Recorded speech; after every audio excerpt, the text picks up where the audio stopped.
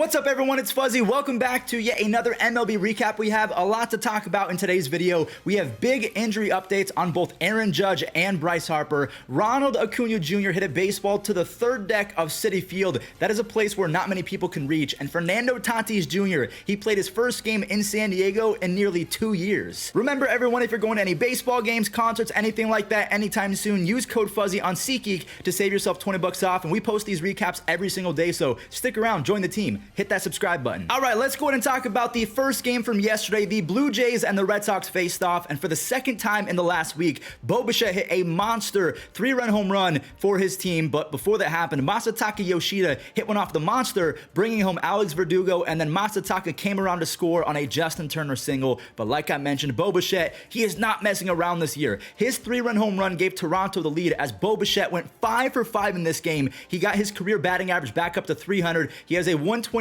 career OPS plus. He is leading the American League in both hits and total bases. Now back to the Sox that are red. Jose Barrios, he turned back into the Barrios that we're all used to, giving up moonshots, and I mean moonshots, to both Jarren Duran and Emmanuel Valdez. Duran's breakout season continues. That was his second of the year, 434 feet, and Valdez almost matched that with a go-ahead 427-foot 2-run home run, which was actually his first career home run. Now Boston, they did end up blowing the lead. It was tied 5-5 going into the bottom of the 9th inning when Toronto brought out their best relief pitcher to try and get never mind. Alex Verdugo with his third walk-off hit of the season already. He is hitting .311 with 5 home runs on the season. He is playing like a superstar, and I hope that he keeps it up. Before we talk about the crazy Braves and Mets doubleheader, I have to talk about Alex Verdugo's former team, the Dodgers, because they faced off against the Phillies. Right before the game, the baseball world came together and collectively rejoiced because it was announced that the two-timer Bryce Harper was cleared to play starting today. He will be the designated hitter for the Phillies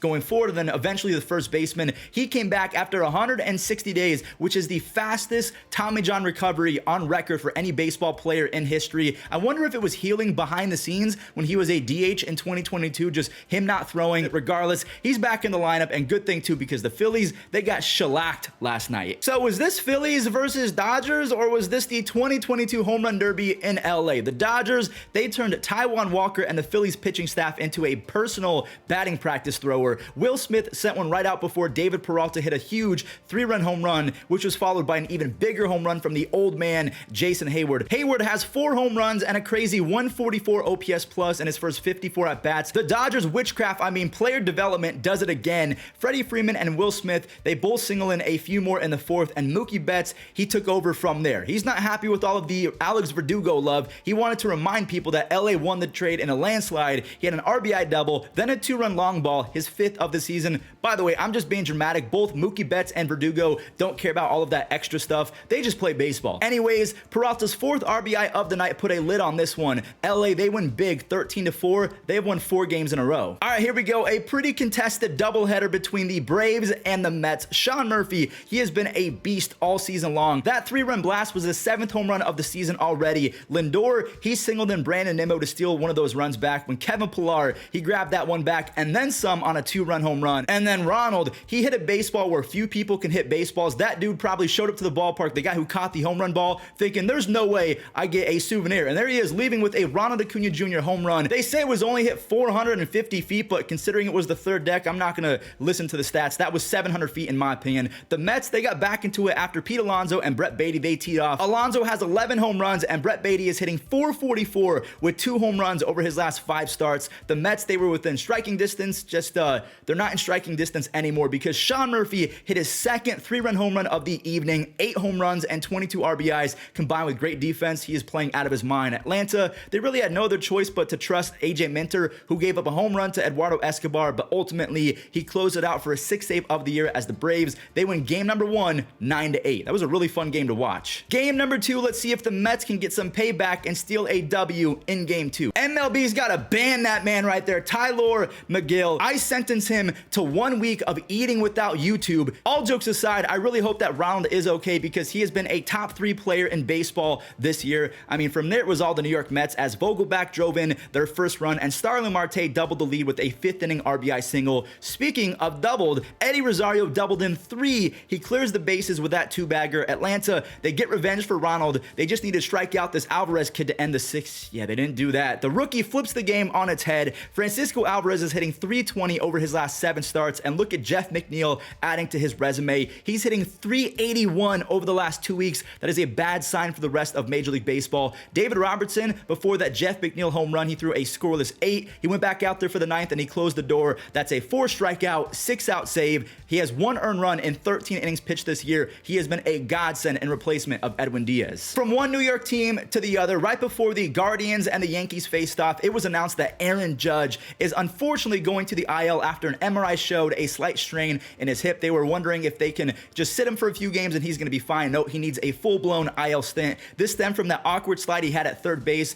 And then it was announced that Jonathan Loaizaga will be out until September. The Yankees are going to really need Domingo Germán to step up and kind of squash the bad vibes bug and right the ship. And right the ship he did. For the first 8 innings of this one versus the Cleveland Guardians, he did exactly that. Now, I guess before we showcase Domingo Germán, we got to show off the run support. Jose Trevino hit one 435 feet, and he pimped that one. And then there's a RBI single from DJ LeMahieu to extend the lead. And it stayed that way for what seemed like the next 45 minutes. This game was absolutely flying by. Yeah, Domingo Germán and Cal Quantrill, they were loving that pitch clock, especially Germán, who struck out 6 over 8 1/3. He did so on just 88 pitches. And if it sounds like I'm setting up an Aaron Boone big brain masterclass, it's because I am. He relieved Domingo Germán and he brought in the shaky Clay Holmes, and he did what Clay Holmes has been doing, unfortunately, for a while now. He gave up 2 base hits, the second coming off the bat of who else? Josh Naylor. That 2-run single ties it, and Aaron Boone, he pivoted to Wandy Peralta, who walked Mike Zunino with the bases loaded, giving Cleveland the lead and ultimately the win. Emmanuel Clase, he finally struck someone out. He hadn't done so in his last 7 appearances. He's now up to 10 saves on the season. He is the first closing pitcher in the American League to that elusive double-digit club. That's a yikes game if you're a Yankees fan. Probably the worst loss of the year. And I can't believe I'm saying this, but the Yankees have lost 4 games in a row. It's crazy to say out loud, but this was Fernando Tatís' first game in Petco Park this season, and the first time he's played in front of San Diego fans since September of 2021. Just like Chancellor Palpatine in Revenge of the Sith, he was met with thunderous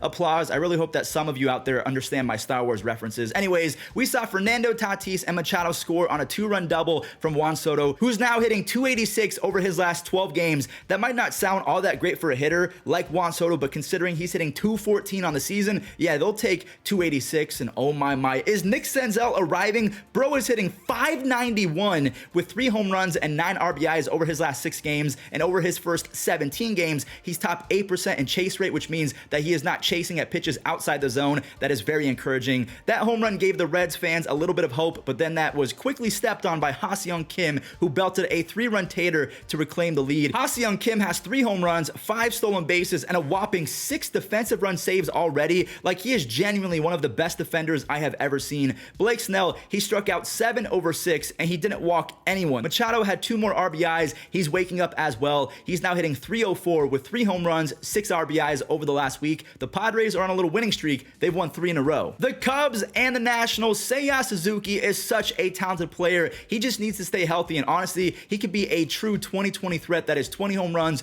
20 stolen bases. He is sneaky quick, and he hits the ball really hard. Trey Mancini and Dansby Swanson, they added to their lead with an RBI double from Trey and a 2-run bomb off the bat of Dansby Swanson. Dansby, he's hitting .301 with 2 home runs, 3 stolen bases, and he has a 2 DRS defensively as well. Drew Smiley, he was all smiles last night. Sorry, my puns are terrible. He's having his best start of a season since 2014. He looked great yet again in this one. He tossed 7 quality innings, allowing just 1 earned run on 84 pitches. He has a 2.83 ERA on the season. Ian Happ, he is quietly hitting .304 with 3 home runs, 4 stolen bases. This Cubs team has all of the pieces in the world to be a sneaky playoff team, but also they have a lot of guys who can be streaky. So as long as they spread out those streaks, the Cubs are going to be pretty good. They win 5-1. So I think that Jose Abreu heard all of the ish I've been talking lately, saying that Chicago does not miss him because Andrew Vaughn has been very productive. Okay, it was only an RBI single, but it was production nonetheless. Jock Peterson, he flipped the script on that 2-run no doubt missile, so Houston's offense is going to have to mount a late game comeback.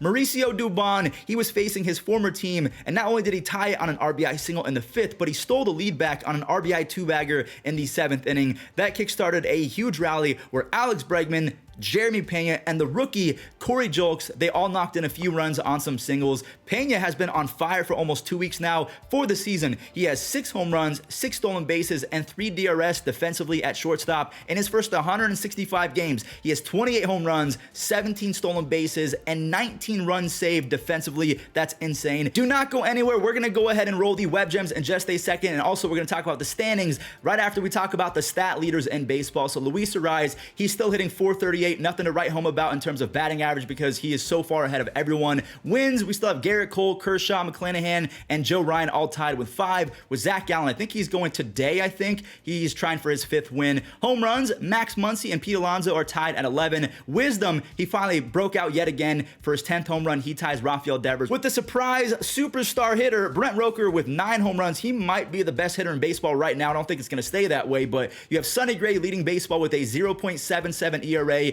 Garrett Cole, Justin Steele, Luis Castillo, Ohtani, they've all been nasty as well. RBIs, Adolis Garcia is still out in front because of that 3 home run, 8 RBI game he had a couple days ago, and then he's at 30 right now, leading the pack. Emmanuel Clase and Josh Hader, they are leading baseball with 10 saves apiece. Bo Bichette, I thought that he was just leading the American League in hits. No, he is now number 1 in all of Major League Baseball with 43 base hits, 2 ahead of Ronald Acuna Jr. Look at Nico Horner having a breakout season again. Strikeouts, Spencer Strider is 3 ahead of Kevin Gausman. Again, Zach Gallen is going today, so I expect him to strike out more than 6, so I think he's going to be in the lead. Stolen bases have kind of slowed down, not going to lie, but Ronald, he has 13. Then you have Mullins, Esteury Ruiz, G1 Bay, and Jazz Chisholm all tied with 11. And then finally, quality starts. Look at Clayton Kershaw. Everyone disrespects this man, but he's still one of the best pitchers in baseball. He's tied with Garrett Cole, Kevin Gausman, Marcus Stroman, and Mitch Keller for 5 quality starts. That is 6 or more innings without allowing more than 3 runs. So he's done that 5 times. And just for the fun of it, I do want to show you guys who is leading in F-WAR. Matt Chapman, according to Fangraphs, has been the most valuable player in the not only just American League, but in all of baseball, with Ronald closely behind at 1.9. Then you have Gallen, Cole, and Xander Bogaerts all tied at 1.7. So a lot of players having a breakout season, including Jorge Mateo, James Outman, 2 kind of young guys that are shocking the world right now. Mateo has a 1.6 F-WAR with James Outman at a 1.5. And then you guys can see the standings right here. The Baltimore Orioles are on a 2-game winning streak and 8-2 over their last 10. They're still 3.5 games back of the Rays, as the Yankees have lost 4 in a row. They're now 8.5 games back of first place. They're probably going to have to settle for a wild card if this keeps up. The Central, you have the Twins out in front by 3 games. They are the only team in that division with a positive run differential. The American League West, everyone is on a win streak. You have the A's who won a game, the Mariners won a game, the Rangers have won 3 in a row, the Astros have won 2 in a row, and then the Angels picked up a W a few days ago. The National League, we have the Braves out in front. They are leading the Mets by 3, and also the Marlins. Shout out to Miami. They are 16-13 tied with the Mets, and the Phillies, they've been playing better as of late. They're 7-3 over their last 10. The Pirates, they're 8-2 in their last 10, still in first place ahead of the Brewers by 1.5 games. And the Cardinals, look at them. They have lost 3 in a row. They have been outscored by opponents by 13 on the season. And then the West, we have the Dodgers back out in front.